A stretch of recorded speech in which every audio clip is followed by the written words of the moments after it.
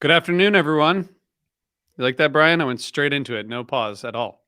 No pause. No millennial pause. I think that's what it's called. You're a true Gen Zer. That's how I feel. Hey, everybody. This is the Helping Friendly podcast. You guys know everybody here. If you're listening, you just heard Brian's voice. You heard Megan laugh, and I think you heard Jonathan say something. And they're all here. Mutter. Hi.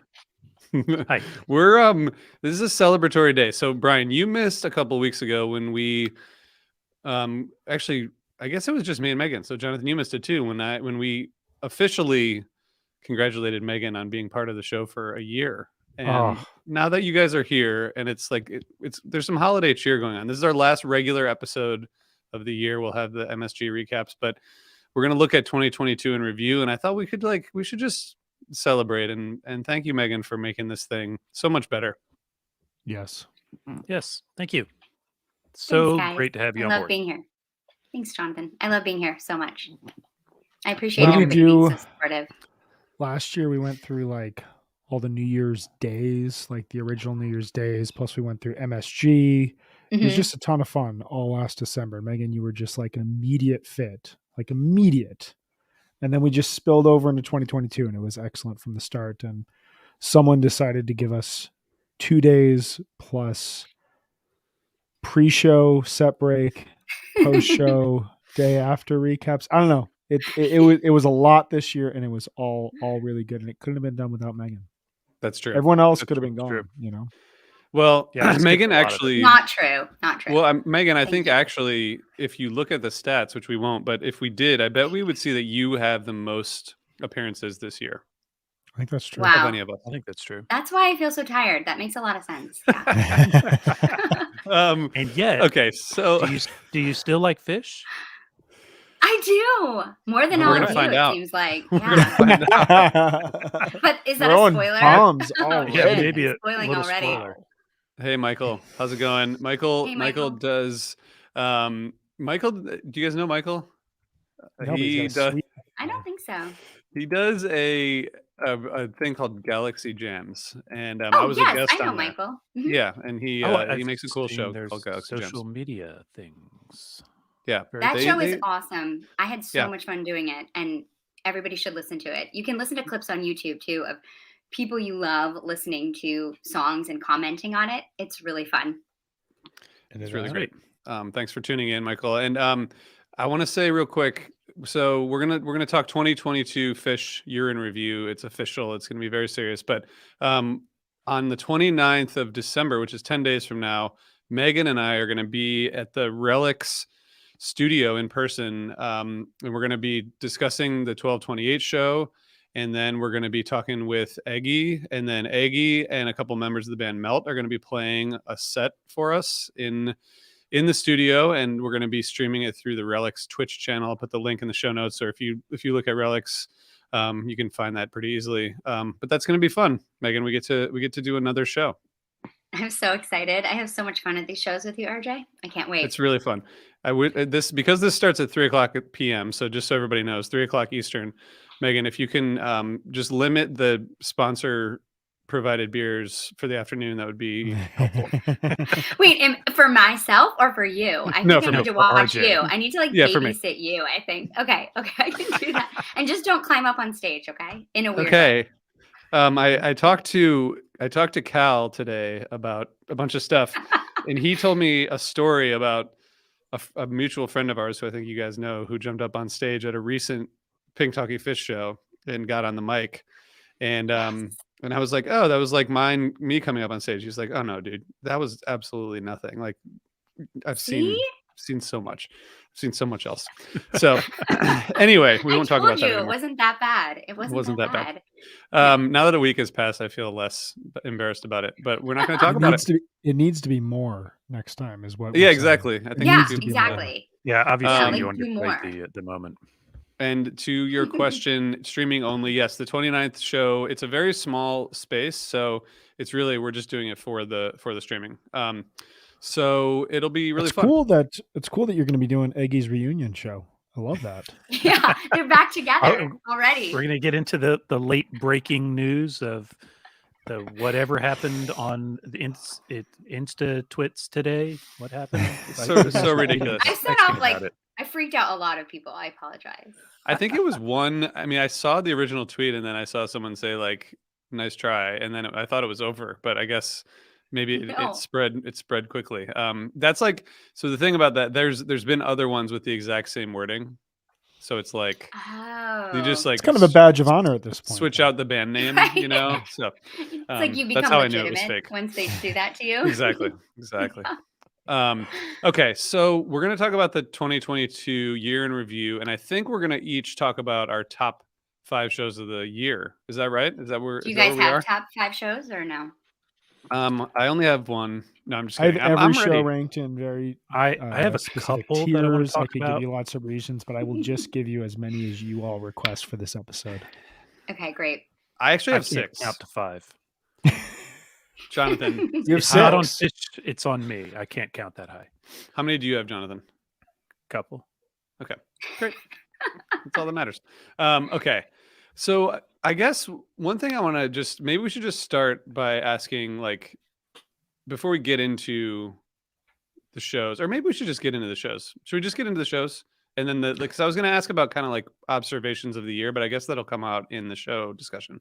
Maybe we'll wrap up with that because I think that's something we should talk about. But let's get into some of the meat, and then we can figure out what the whole spread means. Okay, amazing. All right, so should we go from 5 to 1? Start with your 5th. Sure. Okay. And then can we go around? And Jonathan, if you don't have 5, you just jump in when you feel like it. Yeah. Why don't you guys give a couple, and then I'll comment on them, and then I'll give you one in a few minutes. Okay. Brian, do you want to give us your number 5? I will give you my number 5.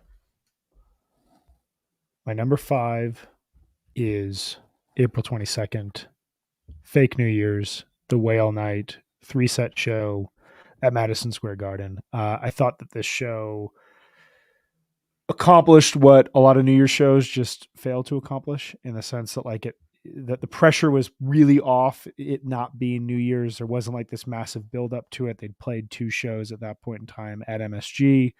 It felt more triumphant. It felt more celebratory. It didn't have the sense of like a lot of nerves backstage. And as a result, you got really cool jams and everything's right. You got an amazing Set Your Soul Free. And I thought, just from a theatrical standpoint, from a nuance standpoint, one of my favorite gags that the band has ever done. It kind of tied together where they were at in 1993 with the Aquarium New Year's show, but modernized it, really incorporated everyone in the venue. But even at home, you didn't feel like you were missing something, because you just had a great seat of what was going on in the venue. And by all accounts, everyone I've talked to throughout the last year, there's like a special glow that a person has when they talk about that show. And that to me is just representative of the band accomplishing, what they do best, both musically, theatrically, emotionally, all that sort of stuff. So that is number 5 for me. It's also number 5 for me.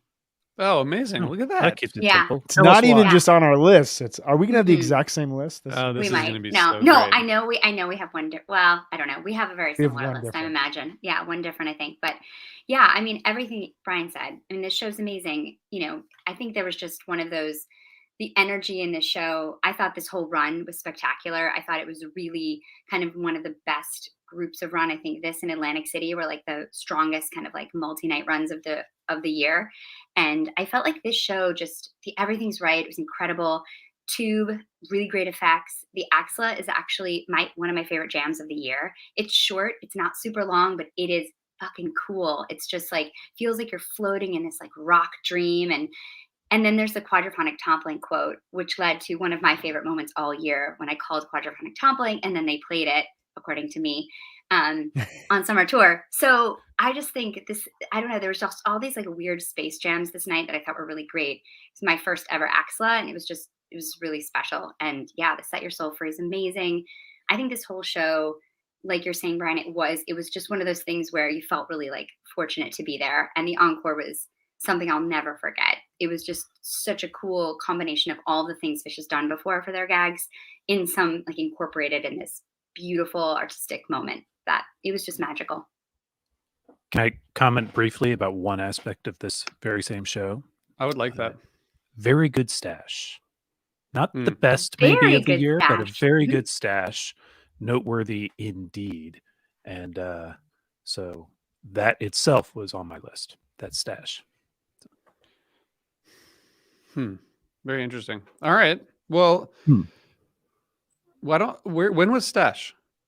Because I don't see it on the set list. So Stash was night one. Oh, Stash was on the 20th. Sorry. Oh yeah, that was that run. was. Sorry. That was kinda, right. That was really fun. That was one of the 2 shows I saw. That Stash was they really came good. out and played Did that. I already say massive I don't do Carini. numbers? The Oh yeah, Carini. that was after the Carini opener. Yeah, that was that massive so Carini, and then that sick. stash that felt very, very connected, and it got into like a hyper groove, and I loved that moment. And so both Megan and I had our number 5s be for 22. RJ, what's your number 5? I think number 5 for me is the one that I wasn't at of these of the 5 that I picked, and it's sorry. Number 6 is one that I wasn't at. I'll just talk about number 5 and number 6 together because they have a similar thing that I appreciated, which is the "You Enjoy Myself" jam into "Wave of Hope." So number 6 was the Deer Creek one, and then number 5 was the AC. I thought Sunday Night of AC was one of my favorite shows that I saw this year. I think the Deer Creek one was the "You Enjoy Myself" into "Wave of Hope," and the AC they were flipped. But the Sunday Night AC, it was just such a fun night. I think there was this idea of like treating these songs a little bit differently in terms of "You Enjoy Myself," particularly, right? Like that to me was the what I was looking for in all the shows that I picked is like risk, pushing limits, something that's a little bit different, like free form kind of experimentation, things that seemed like they were kind of happening on the fly. And I feel like that "You Enjoy Myself" thing that happened this year was just really cool. The vocal jam, short vocal jam back into a jam, and then you don't know where it's going to go from there. So I thought the 8/7 show was really, really great. That was my favorite night, although I didn't see Friday. So I missed Yeah, that's because you didn't see Friday. That's the consensus best show. But of the shows that I saw, I liked Sunday better than Saturday, which I don't think is saying much for people who are at those shows. But yeah, I don't know. I really liked that Sunday show. That was a really fun show. Yeah. It was a really fun show. There's a really good Carini that ends the first set of that show. It's only 9 minutes, but it's just like completely locked in and creative. I would just comment that the "You Enjoy Myself," the slashed vocal jam into a jam. I went back and listened to a bunch of them, and I think that like the better jams happened earlier in the year, but I think it was just an example of the band continuing to reinvent themselves and figure out ways of what can we do to push the boundaries and what can we do to challenge ourselves and have fun with the audience and kind of change predictions that people might have and throw people a little bit off. And for things that we may say about larger themes of this year, that was one of my favorite parts of all of Phish 2022. I mean, that "Wave of Hope," "You Enjoy Myself" was almost 45 minutes of music. And that "Wave of Hope" is super dissonant. It's not like it's beautiful. It's really, really interesting jamming. I love that show. I thought that whole run was spectacular. I really, really liked AC. I wasn't expecting it to be that strong. The peak. Yeah, the peak. Strong. The first night. Before we go to number 4, Brian's number 4, Jonathan, do you have anything that you want to say? Nah. Yeah, I do actually. Because I have like 3 that I really want to talk about. Yeah. So I will, before I get to those, as you guys do top 3s, I was looking at versions of Stash that were good and versions of David Bowie that were good, because for me, those are a couple of the things that I've been really tracking in recent years, especially David Bowie. And we've talked about that a lot on the show. I think the 420 is a really high version. I'm going to get to probably my favorite of the year stash in a little bit. The Toronto stash is also noteworthy. Um, the show was fine and good. I think people who were there really liked it. David Bowie. I think the Alpine Valley Bowie is pretty good, but the other one that I want to highlight will be coming up in just a little bit, so you guys can look forward to that. Oh, amazing! I can't wait. I caused a large scene on the internet by saying that David Bowie was one of the maybe the best I've ever seen, which I still stick by. People lost their just minds because about you've that. only seen trash Bowies, mostly because of 3.0. It's different. It was not your fault. It was amazing to go through your stats and be like, yeah, that probably was. You've just seen Phish since 95, but you're not wrong. Yeah, obviously Chop had a problem with he said there was two that were better. But you know, what are you gonna do? Can't win them all, or can't win any, really. None. Brian, what's number 4? Number 4 is a show that you all were at, and someone sweat through their shirt during that show. That was me. I guess all of you.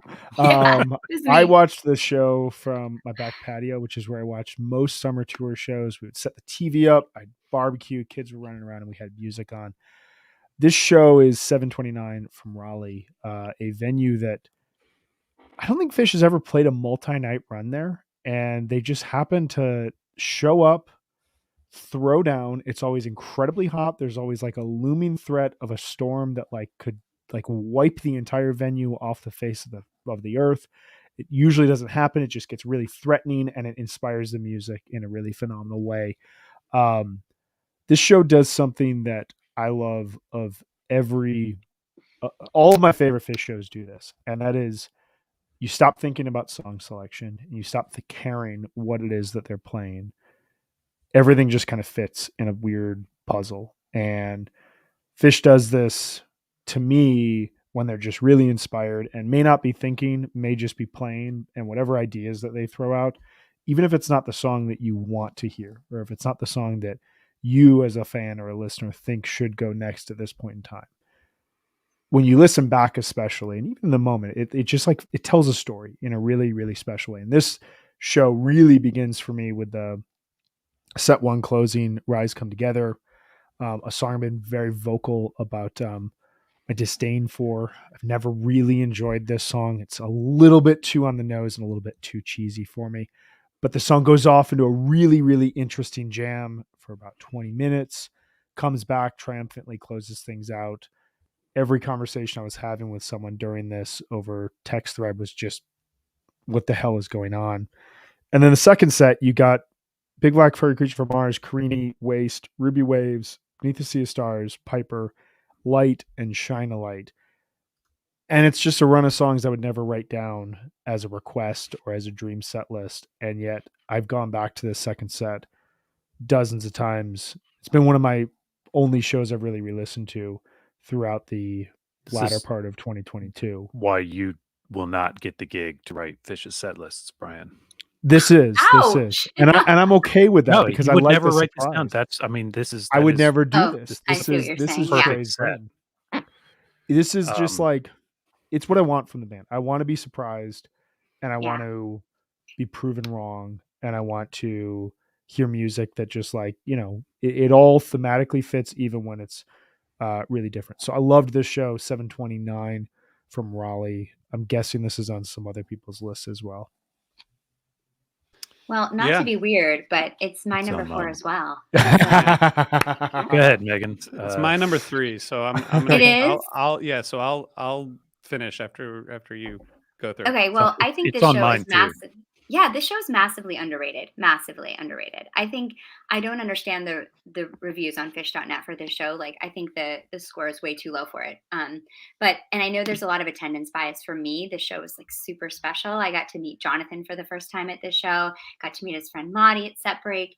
I got to take RJ down. We got to spend our first time together at a Phish show, which was just magical. And I had the best time with you, RJ. And I think for those things, like, it's very sentimental, and the show just feels really special to me.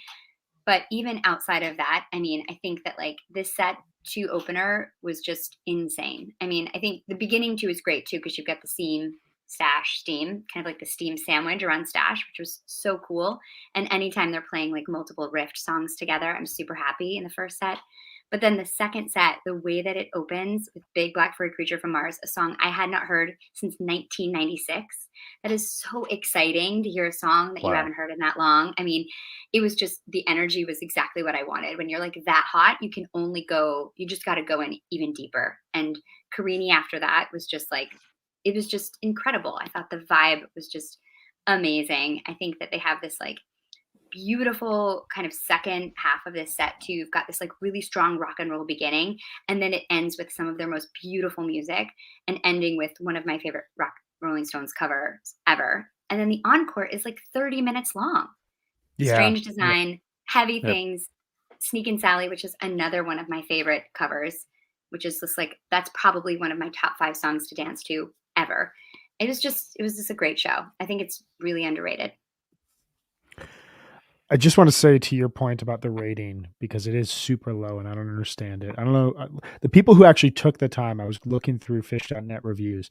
Everyone begins their review with, I don't know why the rating of this show is super low. Yeah. So everyone who took the time to like think about this show and like process it really likes it. And I think it's one of those shows that you kind of have to sit with for a minute. Yeah. I think there's a lot of like just instant, why did they play these songs? Why is Rise Come Together the best song, in this slot? Like, and then just rated it accordingly. But RJ, you said this is your number 3.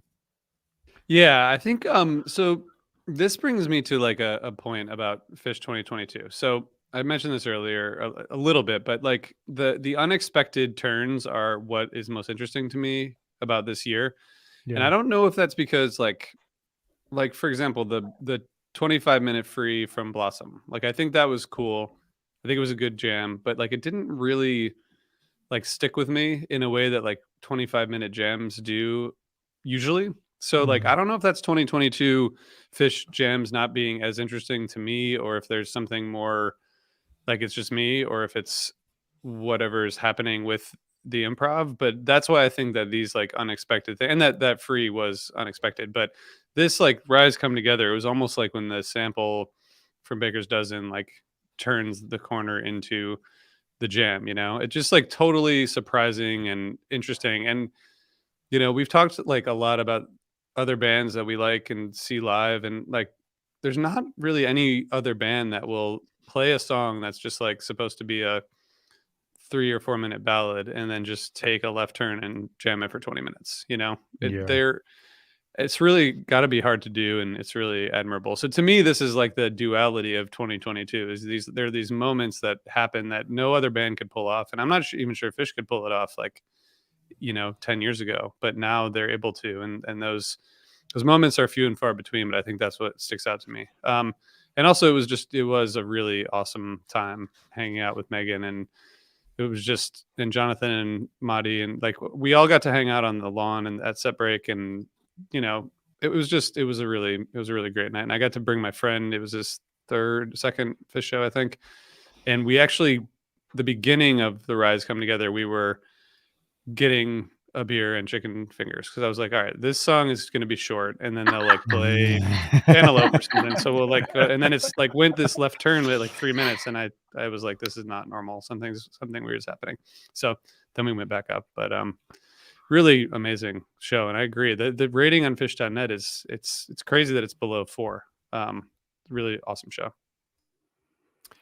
Yeah, this is actually my number 1 on the list, but I'm not going to wait to talk about it. Yes. Awesome. I agree with what you guys have said, but I want to elaborate on something that Brian was said. First, though, the set starts with MoMA Possum. What a great way to open a show! Like the people in front of us were there for a bachelorette party, and they started throwing down. Shout out to Kevin Power in the chat right now. By the way, he was with our crew, and he's shouting out our Waffle House stop on the way home. That was it's good, much move. needed. That's a clutch move right there. That's what you do. But the first half hour of the show is MoMA, Possum, Steam, Stash, Steam. It's not a deep stash. It's not even finished, but it's out of nowhere. It's out of a good little jam.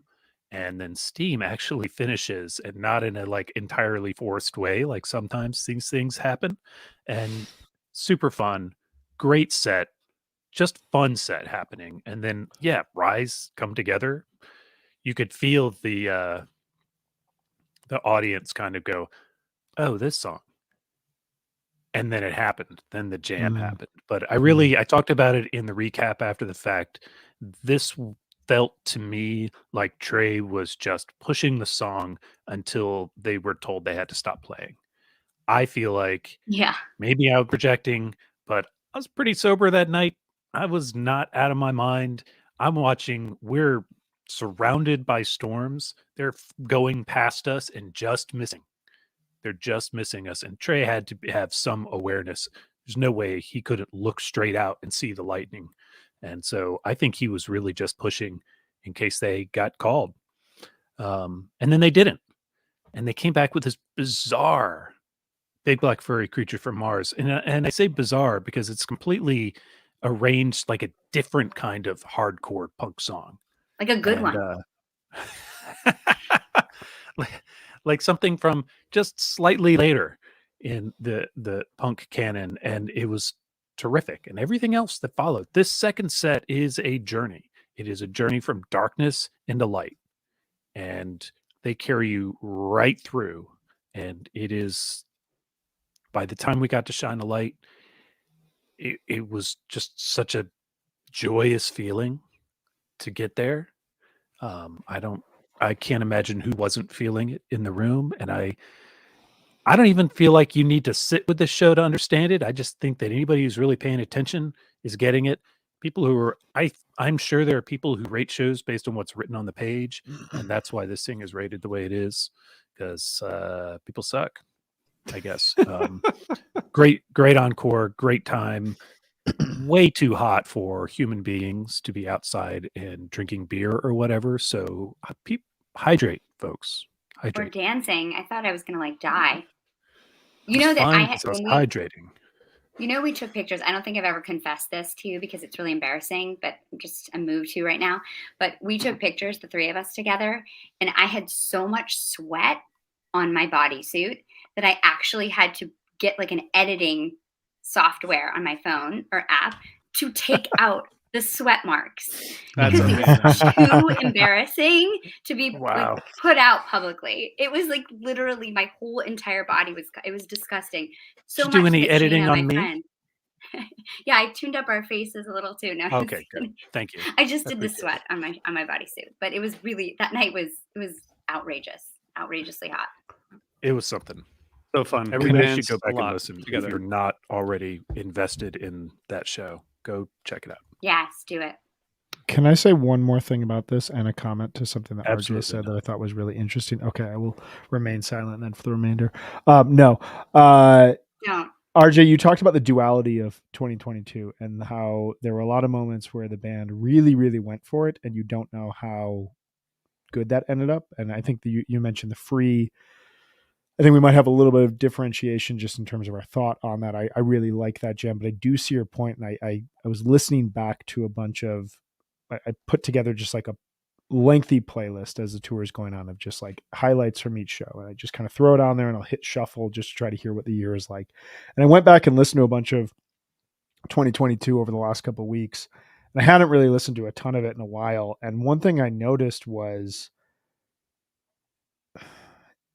it seems like there were a lot of moments where the band went for it, and I don't think the results necessarily justified going for it. And I think part of that is a larger theme I feel about this year, that it was something of a transitional year between this peak energy and technology and musical moment of 2021 Phish, especially the fall, and whatever's coming next.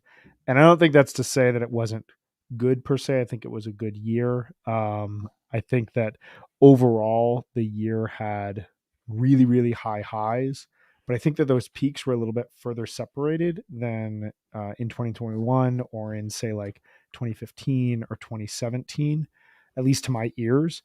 One thing I noticed about this Raleigh show, which is why it was on my list, was aside from the Rise, there's not really a lengthy jam, especially in the second set. There's like a lot of those 11 to 16 minute jams, which seem to be the sweet spot where they'd find a really good idea, they'd build upon that idea. You'd get 11 to 16 minutes, somewhere in that range this year, of compact creativity, and then they'd move on. And so the set really was built upon those moments and the connectivity of songs within that overall set, rather than that one big jam that you would get in, say, the fall of last year, where there's so many just like big moments. Anyway, that was just kind of a observation I had listening back to this. That's how these good sets work so well. Is like it's built on the 3 minutes of Big Black Furry Creature from Mars and the combined, I don't know what it is, 20, not even 20 minutes probably, of Ruby Waves and the Beneath the Sea of Stars and the Piper. You know, it has movement, and really it tells the story, and it's not just sitting entirely on the shoulders of a 40-minute powerhouse and then a cool down song and then ballad and then we're out. Which to me is like more interesting. Which like can be I'd fun, rather see a set that has flow and has a story, like you're saying, Jonathan, than see a show with like, earlier in the summer where there's just like one, really long Down with Disease. And that's like the thing that anybody talks about from the show. And I feel like sometimes those are rated higher on Phish.net, but really, like, to me, I'd rather see a story and a set that flows really well than have that one just like monumental jam. Not to say I don't want a 30-minute David Bowie on That's New different. I want to be clear here. I want yeah, 30 minutes. Exactly. But this stuff is really good too. Yeah. You brought up a really interesting thought. I want to just compare here. So the Banger show, I didn't think it was a very good show, but it has that 30-minute Disease. That is rated 4.207 out of 5 compared to Raleigh, which is 3.979 out of 5. We are, all of us, everyone is guilty of this. Length seems to be the thing that matters here. And, at the end of the day, I think that we're showcasing with this Raleigh show that it's actually the substance. Facts are, Banger was not a banger. I mean, but there is on the pod just fine. There's a logic to it, right? Which is like the more time that they have to stretch out and experiment, like the more likely it is that interesting things will happen, or at least that's the theory. And it doesn't always work, like you said. But I found that this year had more 20+ minute jams that I didn't really go back to than previous years, which is like, I think that Bangor show is a good example of that. Like there's, and I looked through all the shows today on Live Phish, just looking at like the timings and stuff. Cause I am much more likely to want to listen to a show if it has a 20-minute jam than if it's like, because in the past we've had a lot of like second sets where it's 8 minutes and there's 7 songs. And that like, that's because they're trying to get somewhere and they just kind of don't. So they move on to the next thing. They can get there quickly per Jonathan's trademarked term, micro jam, but like sometimes they don't. Sometimes they're like, and they keep searching. And so when I see like a bunch of 8-minute songs in a second set, I'm assuming that like they never really found where they're going. But I'm starting to change my opinion on that. It's a fine line between jukebox Phish and well-constructed set that doesn't include 20+ minute jams. It's a fine line. It is. Yeah, it is. Speaking of 20-minute jams, can I just say one thing? I meant to say this at the beginning. You can always say one thing. Last night I got to go to see the War on Drugs last night in a bar. They're playing 3 nights this week in Philadelphia. Johnny Brenda's. That was they played the first night that this venue opened in, I think, 2005 maybe. And it was like a friends and family rehearsal because they're playing 3 sold out shows tonight, tomorrow, and Wednesday. And I was in this bar watching the War on Drugs with 30 or 40 other people, and several of the people left because it was a Sunday night. So by the end, there were like literally it was like 25 people, and they played a really long version of one of probably my favorite War on Drugs song, maybe their most famous song, Under the Pressure. And it was really long, and I was standing like right next to the stage watching this band play the song. And the last time I saw them was like at the anthem, and I was like 100 feet away. So I just want to say that was really fun, and several people who said they listened to this podcast came up to me and said thank you. That's cool. Yeah. Oh, It nice. was really amazing. It's like out of my element. I didn't expected at Phish shows for people to come up to you and be like, hey, thanks for the podcast, but we're on drugs, Turns out fans are everywhere. I didn't realize this was the point of the podcast where we talk about other bands that we saw, so I will just spend the next 30 minutes telling you about this last weekend. No, I'm joking. Let's go. That was a setup. That was a setup for you. Phish shows to talk about still. We got a setup for you. We got a lot to do. Just to let you know, before we stop, the reason I felt a little unprepared for the show is because all weekend Brian has just been sending me the best Goose stuff to listen to, and so I've just been having a hard time transitioning back to 2022 Phish. So right, it's let's just do the top 5 Goose shows of the year. You said it right now. All right, I gotta go. Brian, I hope I promise we can stop, but I hope that you send her the All I Need from Bozeman. I hope that's part of the conversation somewhere. Well, no, we've just been talking about this weekend's Phish and the Arabelo shows because I'm really into Arabelo too. Friend of the pod and now new Osiris family member, Ryan Storm, texted me that I don't know if this is confidential, but I'm going to say it. Who cares? Because he just texted it to me. 12/16 set 2 is the best set of Goose ever. Brian, what do you think? So, man, you guys are opening a can of worms. I think it is. I've seen 6 Goose shows. I think 12/16 set 2 is the best set I've seen personally, the band play. I would argue that their best 2 sets or their best second set was on March 12th in Philadelphia. I think that's the best Goose show that has ever been played. If anyone out there is listening and is curious and has been hearing about this band and has not listened, that would be the show I would send you to. The closest comparison is that is their Worcester 93 show, just in terms of heavy hitters, big jams that 5-10 years from now we'll look back at as like a stepping stone. I could go on, but we know. Brian, what is your number 3 Phish show of 2022? All right, my number 3 Phish show of 2022, I would put as a 2021 show with an asterisk, just being that it occurred in the month of February. I thought that the Mexico run, there was a moment during the Mexico run where I was like, and I almost blame myself for the way I think about 2022 Phish as a result of this. I was like, they're just still too good. Like the highs of 2021 haven't left them.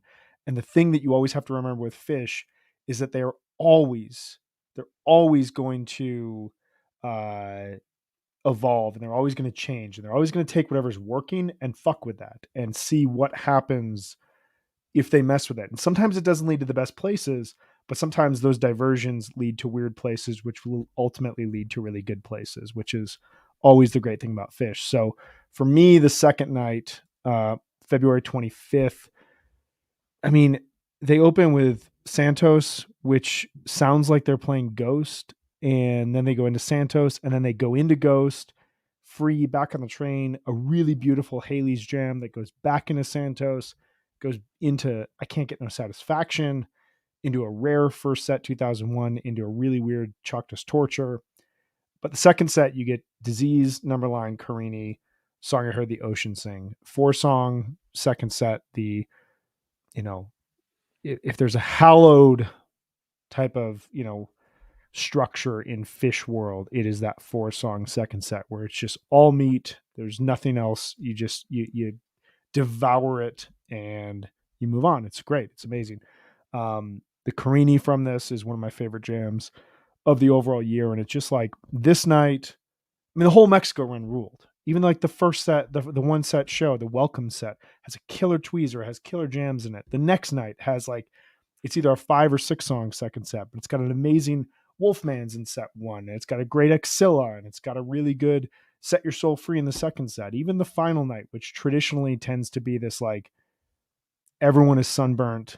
Everyone has, drank more than their fair share of all expense tequila and margaritas, and they're just sun-baked watching Trey in sunglasses play Fat Man in the Bathtub.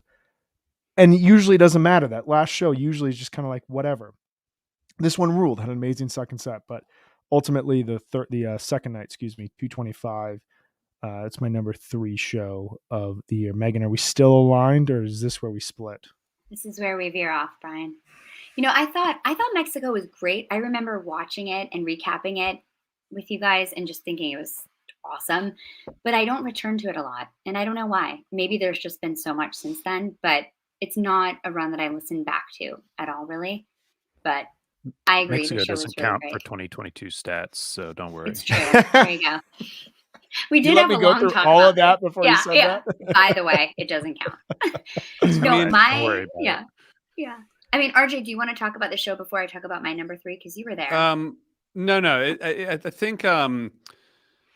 Well, no, because it's too complicated. Because I got to talk about. I have another Mexico show that's higher ranked than this, so I'm just gonna. I'll save my Mexico banter for later. Okay, so my number 3 show was Bethel Night 2. I think that even from like afar, the vibes, you could feel the vibes for this show. I mean, home of Woodstock, it's like the hippie ancestor vibe. I feel like there was just, the show really delivered. There's like this homage to Hendrix. It's got like perfect song opener. Turtles, like such a fun, dancey party vibe. There's like a mini jam on the Vultures and the Undermine. Fast Enough is like one of my favorite ballads. Just like really solid first set. And the second set, this Cross-Eyed Jam, is amazing. It's so incredible. Like Fishman is just absolutely killing it. It's so fun to dance to. He's got like the wood blocks going. It's just, this is like, I think it's a great like second song in a second set. This is like the perfect spot for Cross-Eyed. And I think this show is just great. And of course it has this like epic encore, Horse Silent, which is like so special. And anytime I can hear that, to me, it's just like a really magical piece of music. And then they play Fuck Your Face and Buffalo Bill, which Jen Moore had been on the pod that day and had called Buffalo Bill. Yeah. So it was just like crazy to hear this show. It was just, I thought this was like exactly to me what like summer tour is about, right? Like just fun, great jams, being outside, good vibes, like beautiful place. I just really like the show and I've listened to it. I've gone back to it a bit, especially for that Cross-Eyed. Yeah, too bad about the Prince Caspian sandwich, though. I like that stuff. I do too.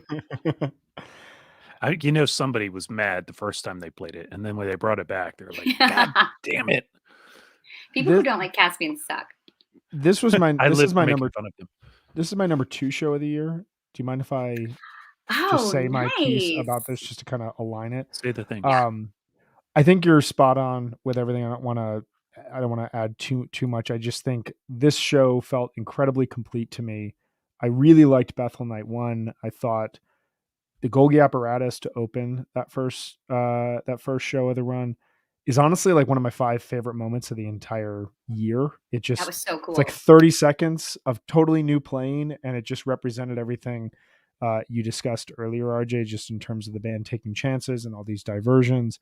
But the second night, you've got that really good Undermine jam in the first set. You've got evening song opening, one of my favorite new songs, one of my favorite ballads the band's ever written, that goes to close it out. And then, that Cross-Eyed doesn't really follow a track that most Cross-Eyed jams do. Usually they kind of build on this groove-based jamming that's very Talking Heads like, and it goes into a more melodic and dissonant type of space.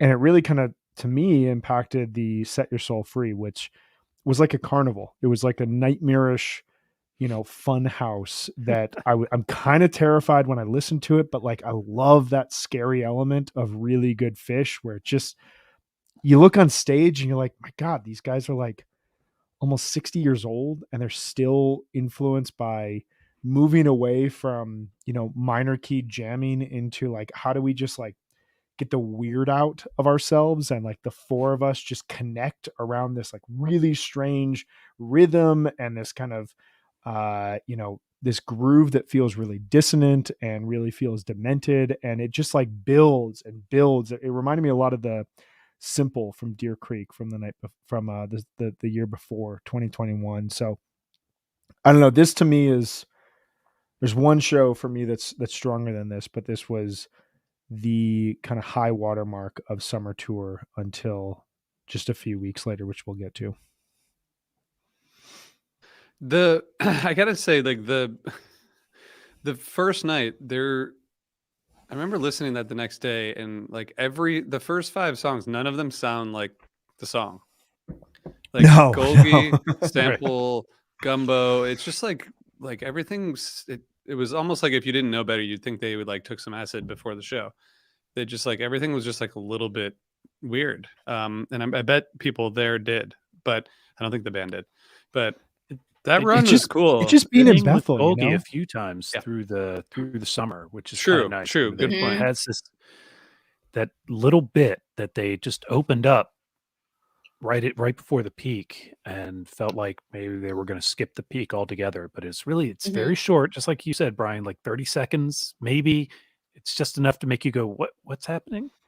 Yeah, Oh, okay, we're still Yeah. here. it's like the perfect amount of like garlic powder that you put on the pasta sauce that you're making. You know, like it's not gonna like stand out. It's just gonna add to the overall dish. Brian, you It's got exactly what it's like, fresh Brian. garlic, bro. I I Just kidding. I'm not there's here to always tell fresh you how to garlic cook. in there, and then a couple of weeks ago I was making dinner for my kids, and I don't know why I put like some white pepper in there, oh god, so good. That's the and best. it I've been snaking changed pepper like on the my Good steak. whole. idea. Like But it that for changed like the years. whole direction of the thing, because I thought it was just stronger, but it definitely has like a different kind of flavor. Mhm. Yeah. Anyway, It's so so that's the end, I guess. I guess we reached the end. Jonathan, I got one. go for it. Well, we already did my number one, so and my number two and number three are interchangeable, maybe, because they're very different shows. And I don't know which one is necessarily better. I know which one Phish.net thinks is better, but I don't give a shit about that, as you may know.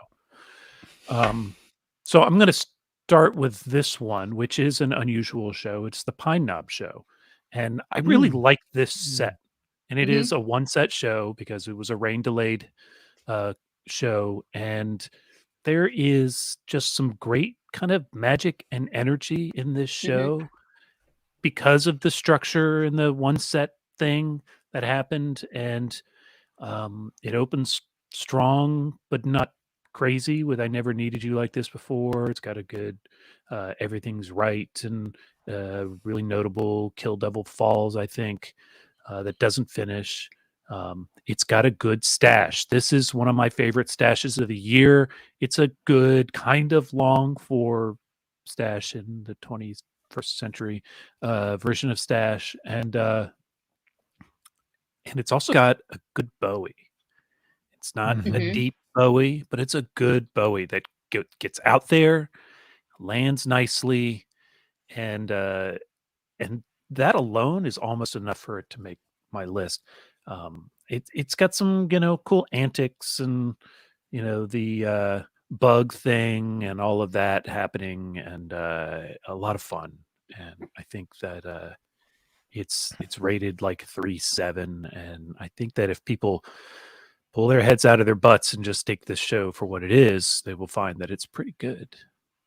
Pretty good. Solid one set Phish.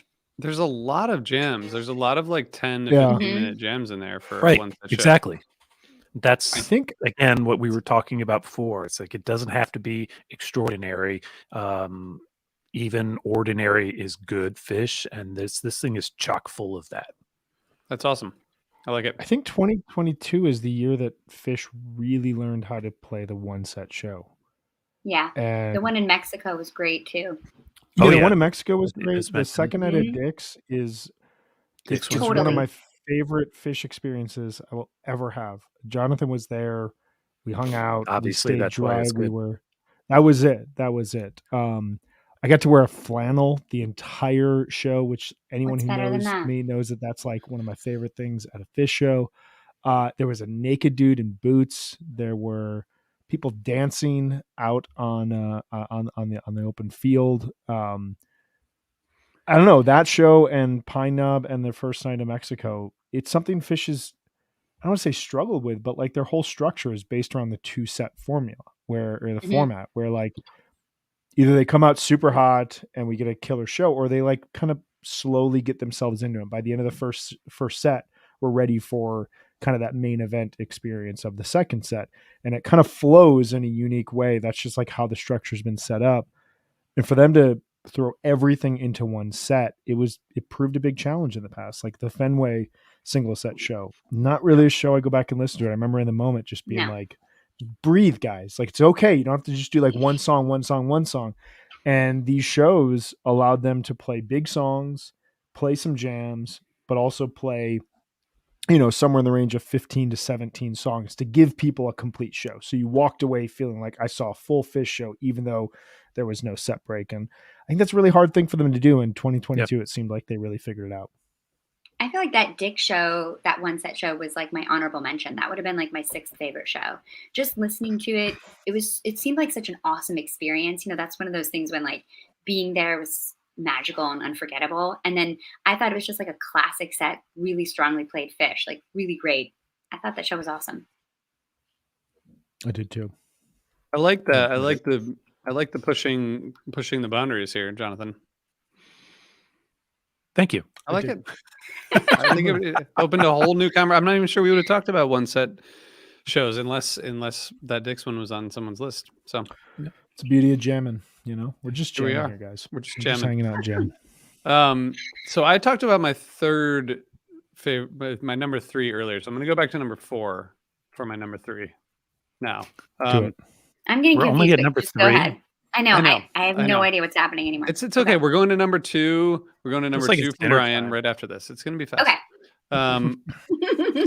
Sunday night Merriweather Post. I've only been in the pit maybe like 5 times out of 150 shows or something, but this was one of them, and it was a really fun, particularly the first set, which I think again this is like, I don't think this show is that well regarded among Phish people, but the other commonality I have is this is another one that's below 4 out of 5 on Fishnet, but it's also the 3.8.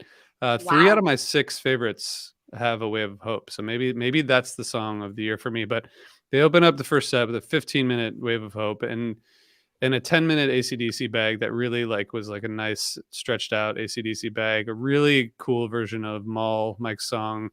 And then like a big jamming Ghost to close the first set.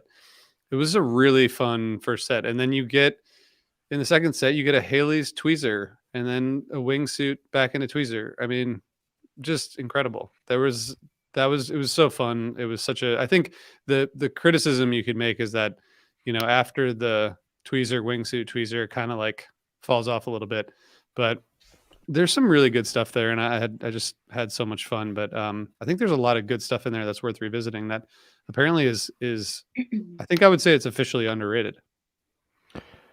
I think it deeply is underrated. I went back and this was one of my surprise moments when I was listening back through 2022. I agree with you that the second set falls off extremely hard, and in the moment was tough to stomach even at home, and not feel offended, like deeply offended. No, the first set though, and both Merriweather first sets are outstanding. And the AC/DC bag, it's only 10 minutes, but it's really, really creative. The Mull is really good. The Ghost is really good. Wave of Hope, as you mentioned. And the Tweezer, I remember loving it in the moment and going back and listening to it, just being like shell-shocked by how good it was. Really great. I think the wingsuit sitting inside that Tweezer is the thing that makes that moment for me. I really like the Tweezer's really good, but I love the move to wingsuit out of Tweezer. That's what wingsuit should be for. Me too. Yeah. And definitely, I think they did it well that night. I haven't gone back to listen to that one for a little while, but yeah, it was just a really fun night, and I think that the Tweezer jam and the Wave of Hope and the Mull and the Ghost are all just really good. So that's my number 3. Brian, can you continue with number 2?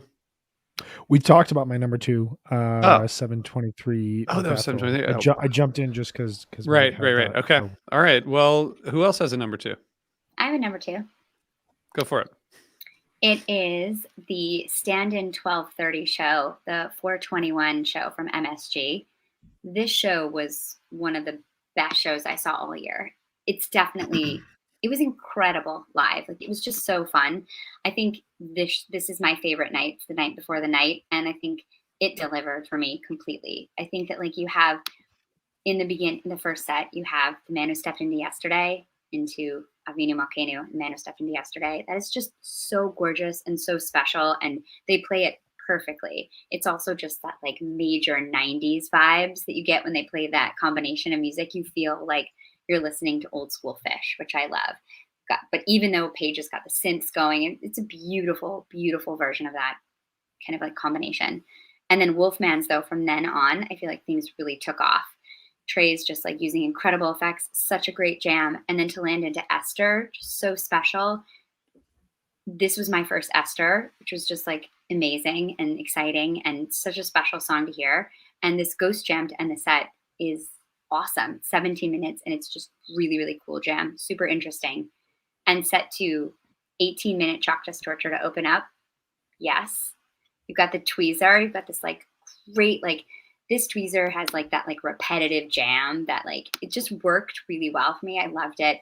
And then the whole rest of the set I thought was awesome. And then at the end, you've got the character zero, tweezer, character zero again. Just really, really fun. Like, in the space, this show felt just incredible. It was so fun. And then you've got the kind of like fun antics in the beginning too, with Susie Greenberg being there for her first Phish show, and Trey opening the show with that. And it was just a really, really fun show. I felt like I didn't stop dancing for like a second this whole show, in the best way. Yeah, nice. I think that would be an honorable mention, the first honorable mention show for me. It was really fun. Mm-hmm. I happened to like be at a point where I was with a bunch of people I didn't know, and with one of my best friends, but I was on the aisle, like as I tend to be, and I was like calling all the songs to this guy, and he was like, "Fuck, man. How'd you know?" Like, when they opened, they like came out, and I was like, they're gonna open with Chalk Dust, and then I knew they were gonna play Tweezer after Chalk Dust, and then I called 2001, and he was like, "Man, it's crazy." But anyway, what a great it's called show. Listening, people. It's called listening. That's true. Yeah, I don't think it's like it's not magic. Great show. So fun.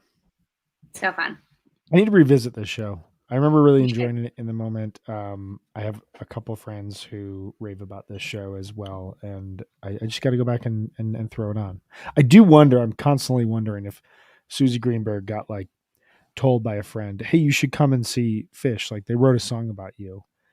And then she heard the song for the first time at Madison Square Garden, and she was like, "Wait, what are you saying about me?"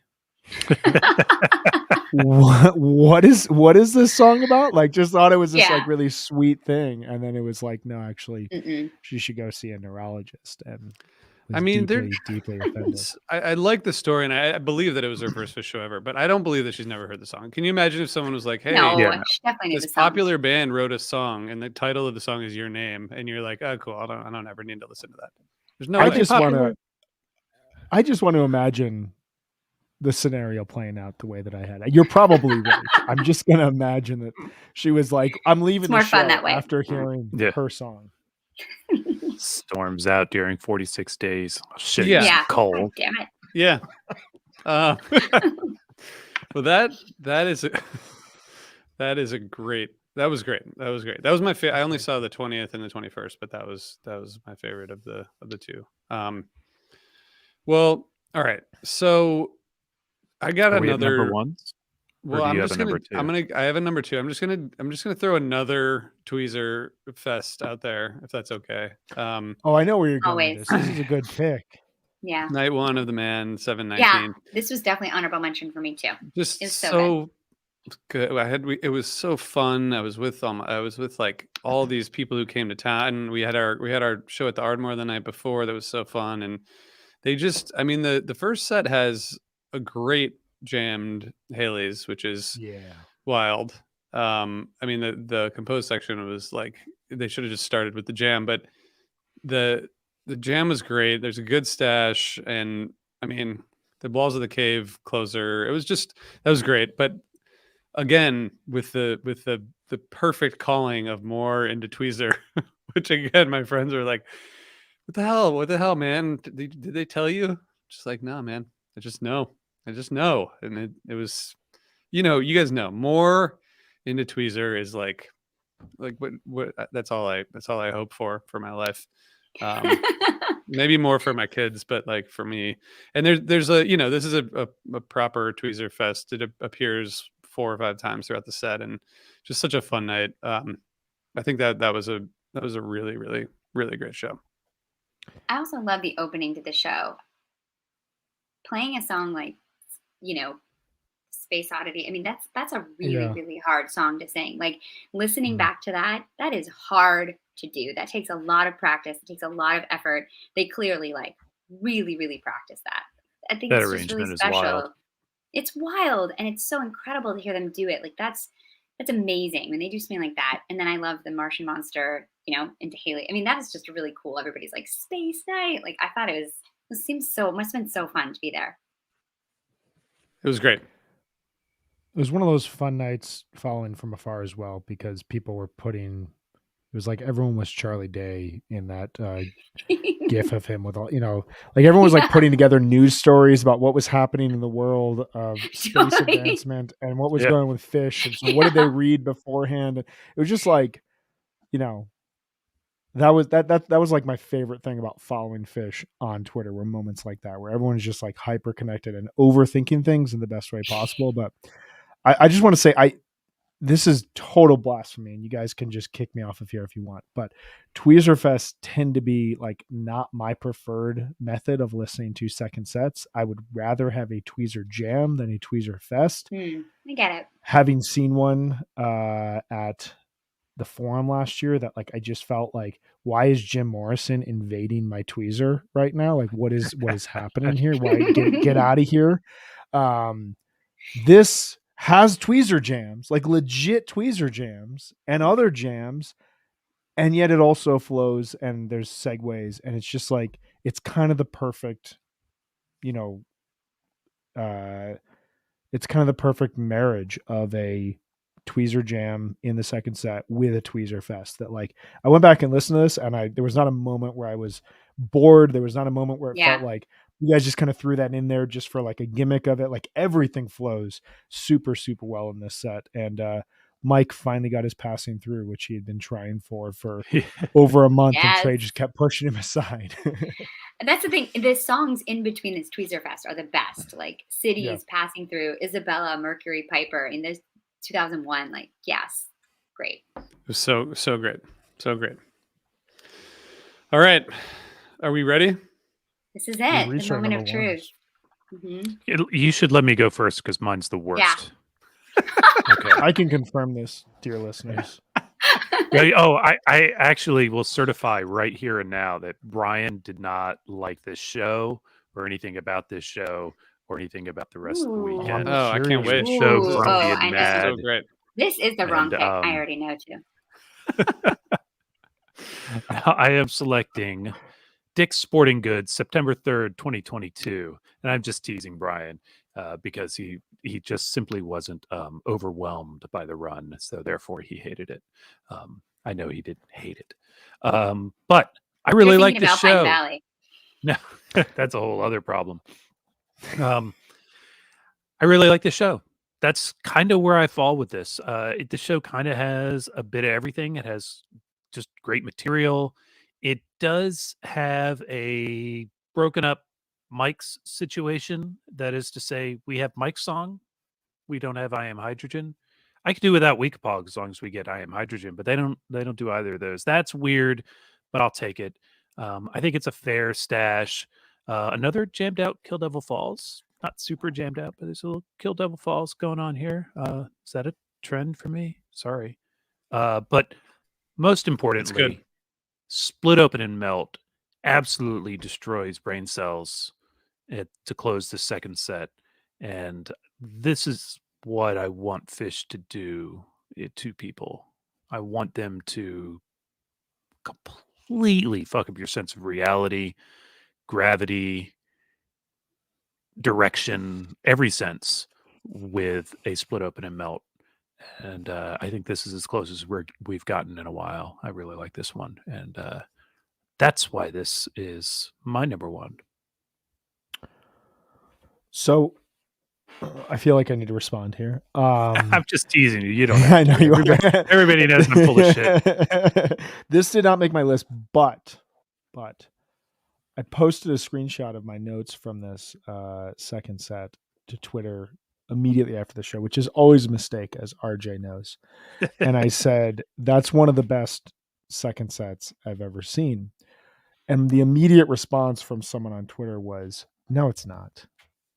And then the next person was like, you're a fluffer. And then the next person was like, yeah, maybe 7 years ago. And I was like, no. And I went through all 80, at that point, 88 Phish shows I had seen. And I said, I'm not saying it's the best second set I've ever seen, but if you go through every second set that I've seen, it's one of the best. It's like one of 20. I don't know where it ranks, but it's a really, really good second set. It flows, kind of speaks to what I was saying about Raleigh earlier. I would never write down this set list, but it like works really well. And I just want to note, we got a Thunderhead. Yeah. I've been wanting a Thunderhead the entire time I've been seeing Phish. This guy was so ecstatic when that dropped. Aww. I lost it. It was adorable. I lost it. One of my best friends, he and I have been requesting Thunderhead, shouting Thunderhead since we started seeing Phish together years and years ago. We were together for that moment. It's in all caps on my set list because my phone autocorrects Thunderhead to all caps at this point in time. It was when so Brian good. Sends you the all caps any song, you know it's a big deal. That's like the song. Mm-hmm. I just want to say one more thing. We do at the conclusion of our Dix run a fun ranking, and anyone who went to the run is a part of this. We sit around in a circle and we go through every single song that was played, and you get like 2 seconds to say if you liked the selection or not. And then we tally it all up at the end and we see who had the most fun. We did this with myself, a couple other buddies, Jonathan, my wife, my brother. Do you know who had the most fun? 97% fun. This dude right here. Hi. He had the most fun. You won for fun, Jonathan. I had 77% fun based on our rankings. Ooh. So he's right. I didn't enjoy anything. You're right. You got a D, you guys. I got an A. This is fascinating. This I've is never wild. heard about fun. I didn't even know this was a thing. Rated. Yeah. It's the first time I've ever experienced anything like that. And I think that it was kind of cool. I will probably not do it again, except go back to Dick's. It's a good time. I need to go back to this show. I don't think too. I was like traveling that weekend, and I think I listened to it like on the plane, but I haven't really gone back to it. So this is a good reason to do that. All right, Brian, are you gonna go? I'll go. My number one show of 2022 is, I think, the best show that they played all year. I think it is head and shoulders above everything else that was played for a variety of reasons. And that is night one at Atlantic City, August 5th. You get a really cool opening segment of Chalk Dust, Wilson, very, very classic Phish. Really nice Sand Jam, Plasma theme back on the train, and then they play Sigma Oasis, and it is a 21-minute version that segues perfectly into Cities. You get a Mower set one closer. I really like that slot for it, but the second set is perfection in song selection, in jamming, in just the band.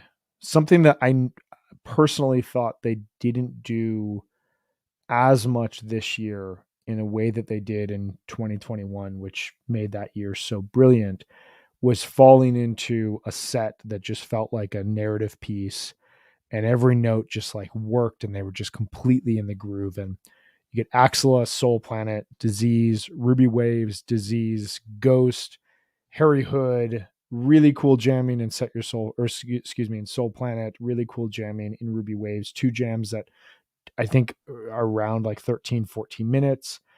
Ghost, there's a really interesting leap off into the jam. It's not out of like the normal section that it's in. It's like in the middle part of the song. They just don't even close the song. They just kind of go out of into this jam. Free in the encore spot was really, really cool coming off of the 25-minute version. It just, to me, this is the show of the year thus far. 12:30 obviously hasn't happened yet. I don't know, everything about it, listening to it, I was just like, okay, I think that they've reached another peak, and thought that would translate into a high quality Alpine and Dick's Run. But Atlantic City ended up being the peak of the tour, and that's a good thing, especially for people on the East Coast who are starved of good Phish. I like how you kind of brought that around there, Brian. Wow. Yeah. Wow. This is also my number one show.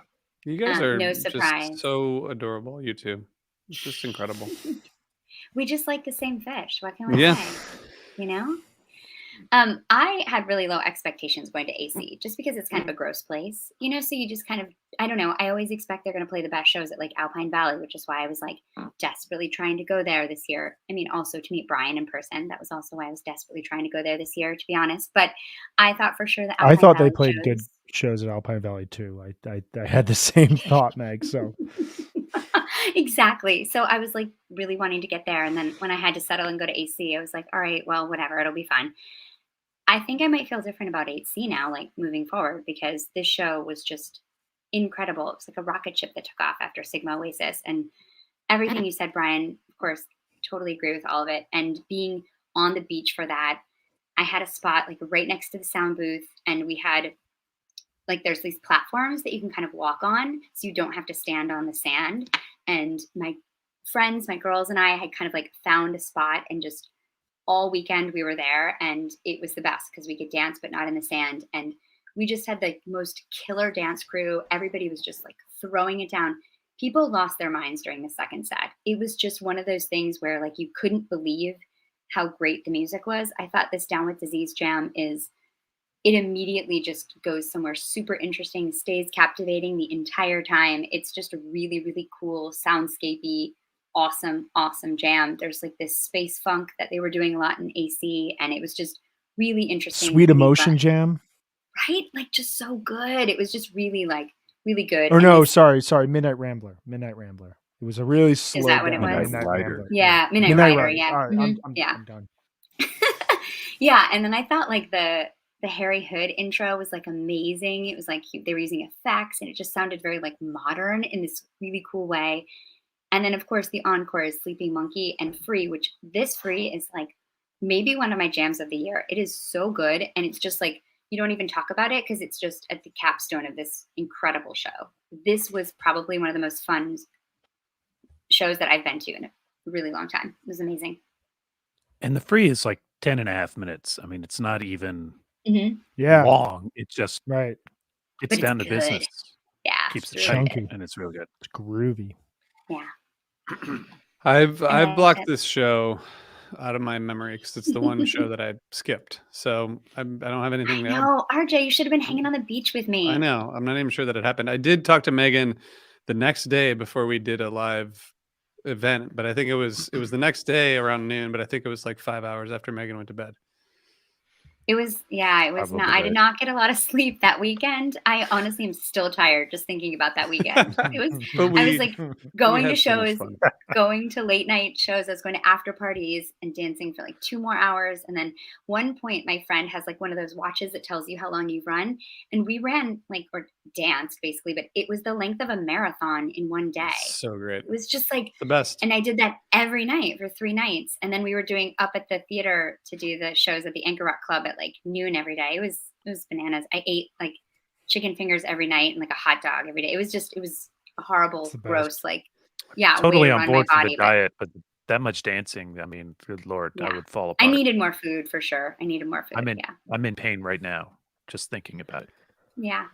The Apple Watch live dance, while you're young, you know. The dance Apple Watch thing has really changed my interpretation of my own behavior at Phish, but in like a lot of ways. Totally.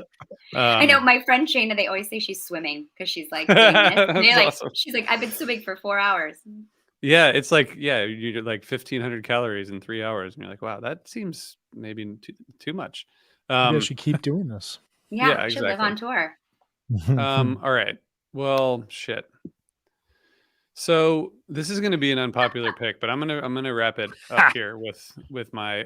Great. I don't know if it's going to be unpopular, but so just going back to what I was saying at the beginning, like I think that this year the shows that were great were really like ones that pushed my interpretation of the music, and where that happened to be the most was the Saturday night show in Mexico, the 226 show. So my favorite show that I saw of the year.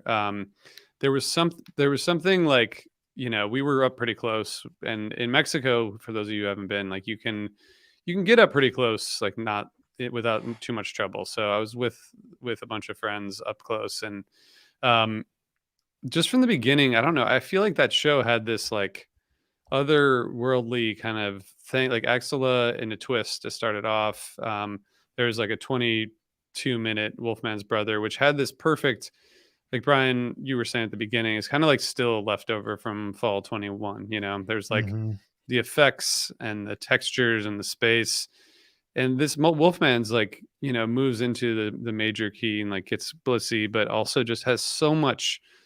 It just feels very exploratory, and it just feels very inspired to me. And it's kind of like the Set Your Soul Free in the second set is really like, it made me like, I thought I was going to lose my mind, and that's like scary sometimes in the moment. But looking back, like that's what it's kind of like what you're going for, because it doesn't happen that much. And it before it like settles into simple, and then there's an amazing sense and subtle sounds, and Cross-eyed, and then the Wedge, Sleeping Monkey's Slave to close it out. It was just a really magical show that I thought it was like scary and fun and mind blowing all at the same time. And that's about all I can hope for in a Phish show. It's a great set list. Yeah. I agree with everything you said about that show. I don't think it's an unpopular opinion. I think it's where experience meets a really good Phish show. And even though, as Jonathan said, Mexico doesn't count for 2022 stats, I think it's a really great number one, even if you have to put an asterisk over it. I'm going to listen to this show again, though. I haven't listened to this show, I don't think, since the run. Yeah, it's been a minute. 17-minute Sense and Subtle Sounds. I'd like it. I'd like when they spend some time with that. And so maybe I should too. Yeah. You guys should check it out. I think it's similarly, it's almost exactly the same rating as the Friday night show that Brian talked about. Just a totally different experience. Like the Down with Disease is from the Friday night it's just very different. And that's what was cool about Mexico. All 4 nights. It's got to be the best Mexico run as a whole that they've done to date, right? I think like the first one was really good. I think it is the strongest. I really like parts of the 2020 run.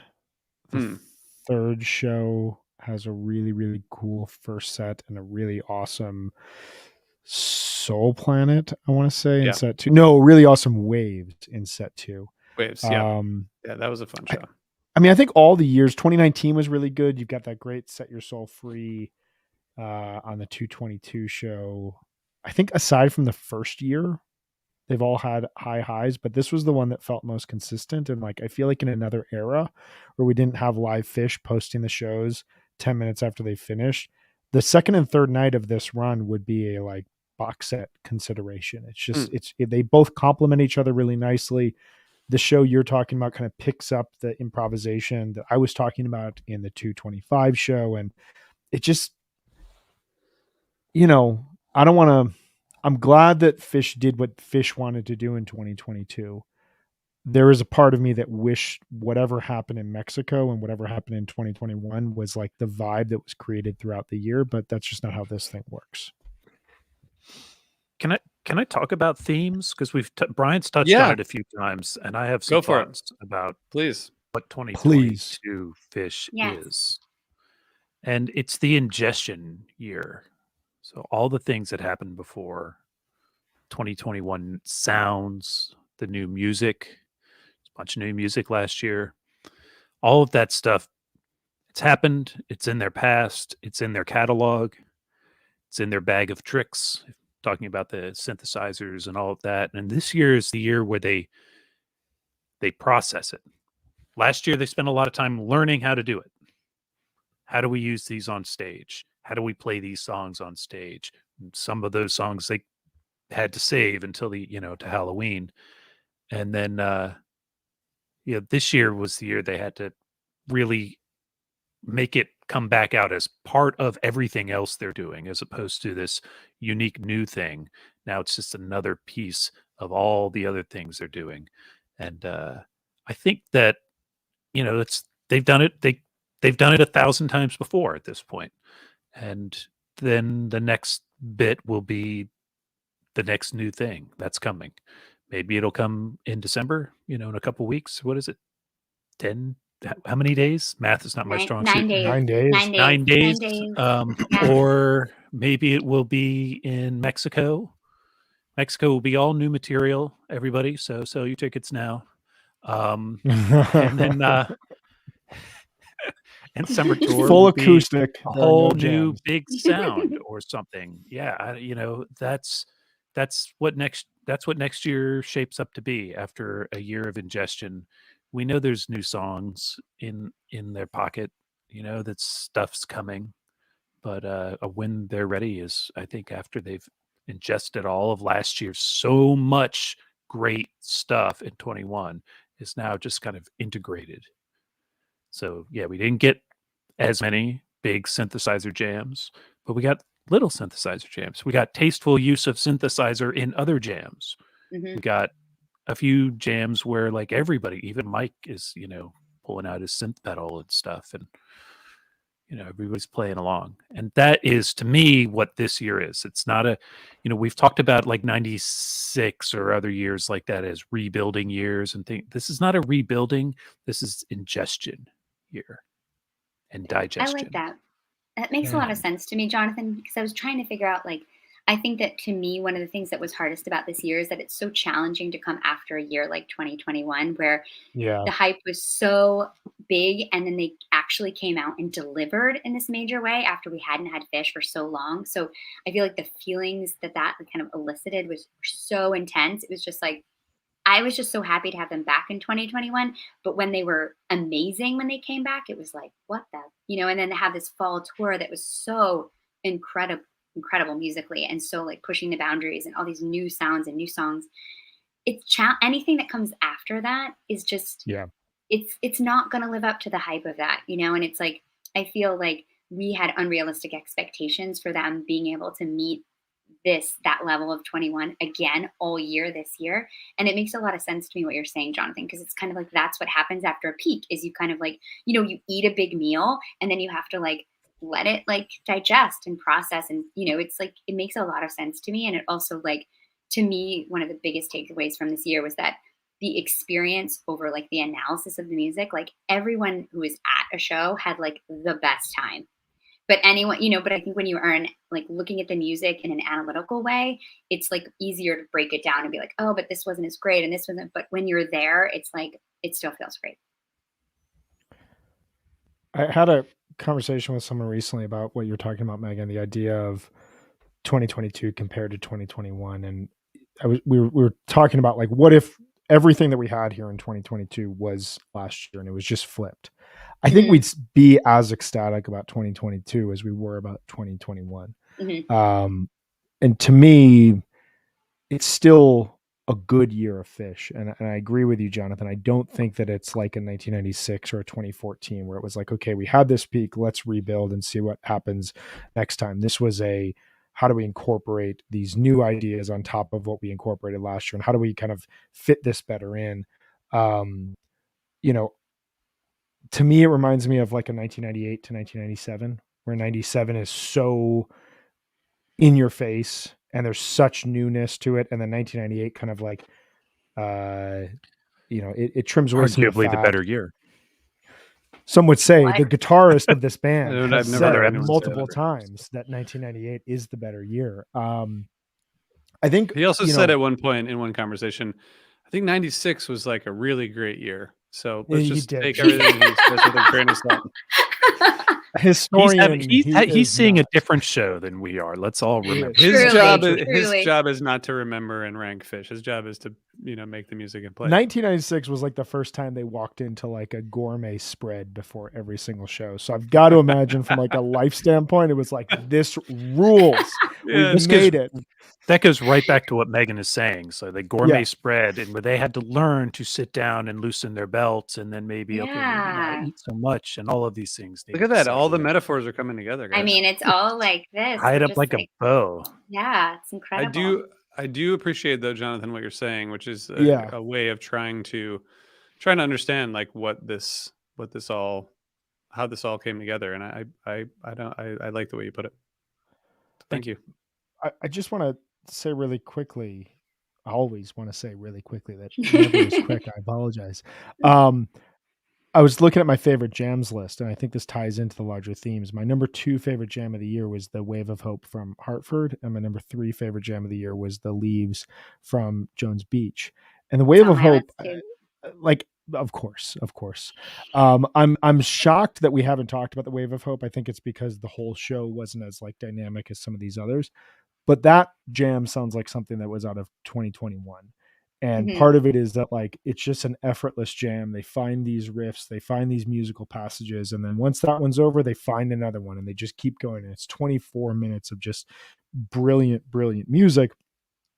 Whereas like The Leaves is this total reinterpretation of what is possible in that song, and is kind of like a refined version of these sort of soundscapes that they were playing with last year and that they were playing with in parts of this year.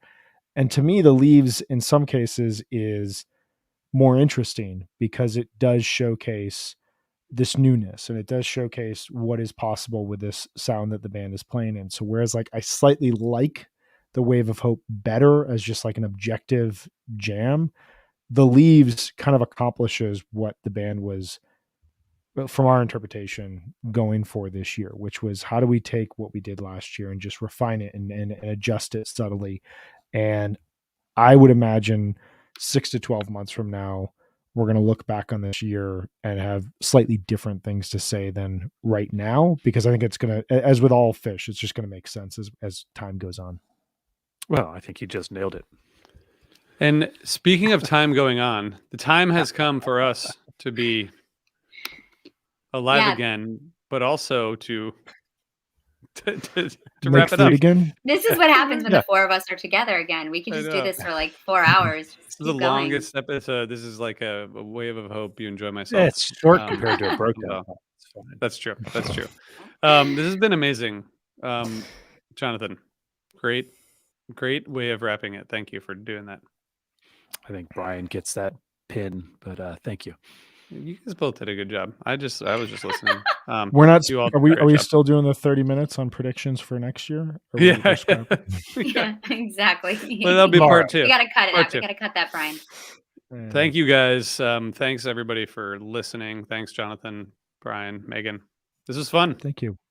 See you guys at MSG, and make sure you watch our thing on 12/29. I guess that's probably the next time you're going to hear from us. So make sure you tune in. I'll put the link in the show notes. Oh yeah, we'll see you all that'll be our recap.